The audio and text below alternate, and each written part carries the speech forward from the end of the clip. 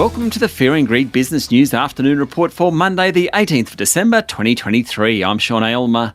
Every afternoon, we've got the 5 stories that happened today that you need to know about. Story number 1, the S&P ASX 200 closed down just a touch to 7,426 points following a weaker lead from Wall Street over the weekend. Plenty of deals around today. Barrow Group has teamed up with listed US building materials company CRH to make a $2.1 billion takeover bid for cement company Adbury.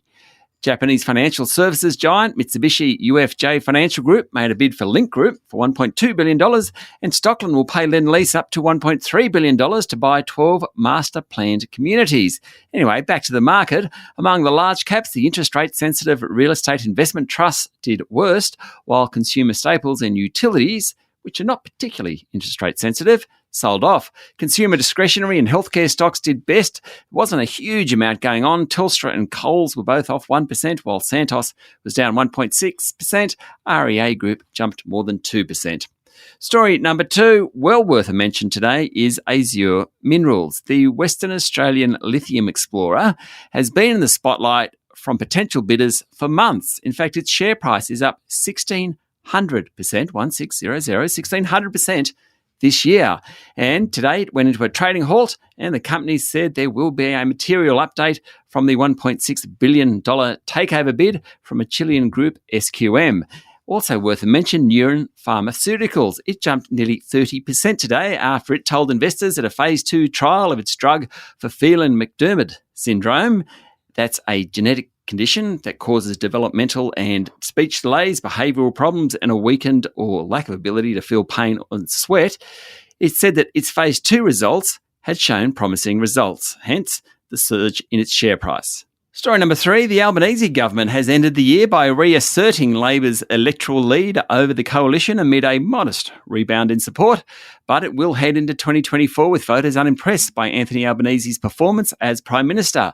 An exclusive news poll conducted for The Australian shows Labor's primary vote lifting 2 points to 33% in the past 3 weeks following resolution of the immigration detainee disaster, which saw its stocks fall last month to their lowest level since the election. The coalition's primary vote fell 2 points to 36%. This has resulted in a 4-point turnaround in a two-party preferred vote to have Labor leading again, 52 to 48%. But voters are less confident about Mr Albanese's leadership, with the Prime Minister ending the year in negative territory, -9, net -9, with more voters dissatisfied with his performance than they are with opposition leader Peter Dutton. He's at -8.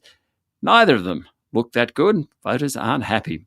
Story number 4, oil prices climbed further over the past 24 hours, but still crude is down about 25% over the past 3 months. What's happened is that OPEC Plus, the big oil producers led by Saudi Arabia and Russia, has announced huge cuts in oil output. That's about 2.2 million barrels a day they've cut or announced that they will be cutting over the past couple of months.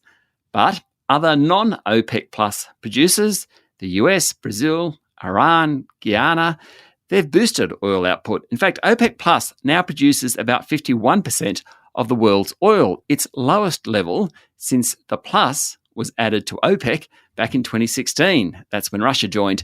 Otherwise, gold is trading around $2,020 an ounce, Bitcoin's at $41,000 a unit, and the Aussie dollar is buying above 67 US cents. And story number 5, Israeli forces launched deadly attacks up and down the Gaza Strip in recent days, hitting a refugee camp in the north, a hospital in the south, and killing a teenage girl who had lost her leg in an earlier strike, according to Palestinian officials, media, and eyewitnesses. Israeli strikes on the Jabalia refugee camp in northern Gaza killed 90 Palestinians over the weekend, Gaza's health ministry spokesperson told Reuters. Another missile attack on a house belonging to the Shihab family killed 24 people. In central Gaza, medics said 12 Palestinians had been killed and dozens wounded, while in Rafah in the south, an Israeli airstrike on a house left at least 4 people dead. The Israeli government said it is operating against militant targets and it is taking extraordinary measures to avoid hitting civilians. That's it for the afternoon report for Monday, the 18th of December, 2023. Don't forget to hit follow on the podcast and find Fear and Greed on LinkedIn, Instagram, X, and Facebook. Join Michael Thompson and I tomorrow morning for the Fast 5 by Fear and Greed, the top 5 business stories you need to know in just 5 minutes. I'm Sean Aylmer. Enjoy your evening.